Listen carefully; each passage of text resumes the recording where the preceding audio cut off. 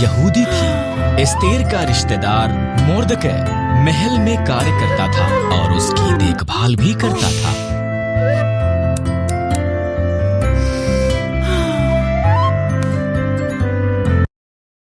राजा अक्षयर्ष के सलाहकार हामान ने एक बड़े इनाम को प्राप्त किया। वो बहुत घमंडी था।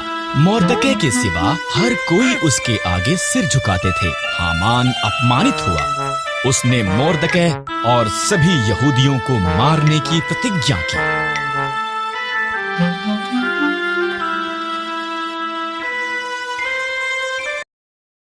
हामान ने क्षयर्ष को बताया कि यहूदी खतरनाक थे और उन्हें मारना चाहिए। क्षयर्ष सहमत हो गया और उन्हें मारने की एक योजना बनाई। मोर्दकै डर गया था और रानी एस्तेर को ये संदेश भेजा।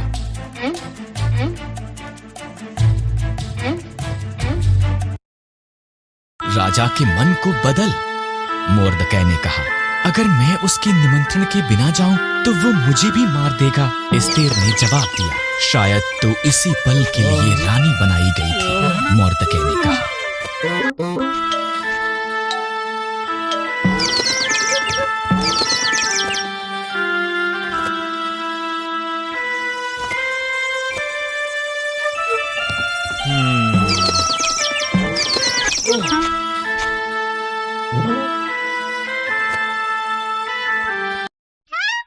एस्तेर साहस के साथ ये प्रयास करने के लिए सहमत हुई। वो सिंहासन के कमरे में गई। राजा अक्षयर्ष उसकी सुंदरता से चकित हुआ और उसे अंदर निमंत्रण दिया। क्या हम हामान के साथ रात का खाना खा सकते हैं? उसने पूछा।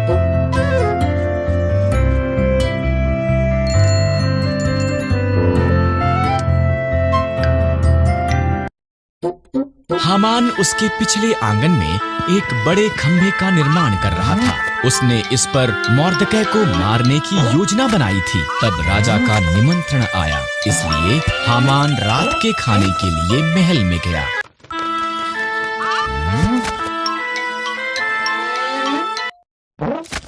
एक मनुष्य मुझे और मेरे लोगों यहूदियों को मारना चाहता है। एस्तेर ने राजा अक्षयर्ष को बताया। कौन ऐसी बात करेगा? उसने पूछा। दुष्ट हामान। एस्तेर रोई। हामान, सिपाहियों, उसे मार दो।